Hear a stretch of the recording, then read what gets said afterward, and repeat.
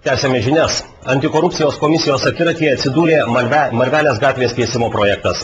Komisijos vadovas aiškinsis, kodėl įpareigoti nutraukti sutartį su darbus atlikusią bendrovę, projekto įgyvendintojai leido darbus tęsti ir jau sumokėjo pinigus. Komunalininkai tikina, esą tokie pažeidimai yra formalūs ir nutraukusi darbus savivaldybė esą būtų patyrusi nemažai nuostolių. Pasakoja Edita Norkienė.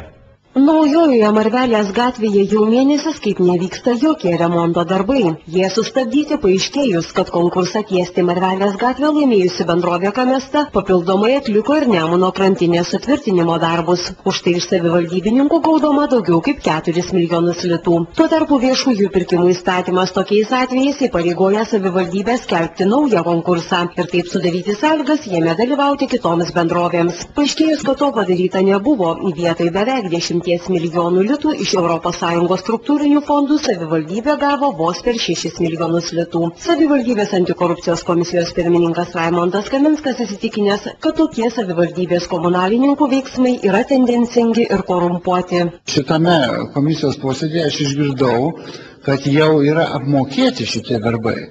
Tai visgi mes gyvenam teisinėje valstybėje viešoji. Aš manau, kad čia visgi ne tik dėl procedūrinių dalykų yra. Buvo noras,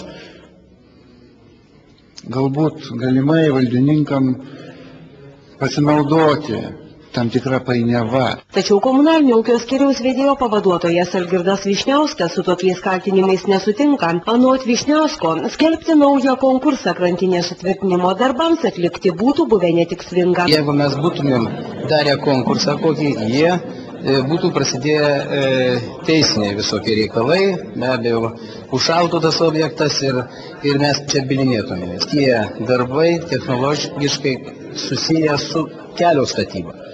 Jeigu statai, reiškia, ne taip būtumėm pagal raidę darę viską, tai mes dabar antikorupcinė atsakinėtumėm komisijoje, kodėl mes taip neūkiškai elgiamės. Kas taps naujojų Marvelės gatvės rangovų ir imsis neužbaigtų darbų turėtų paaiškėti spalio viduryje.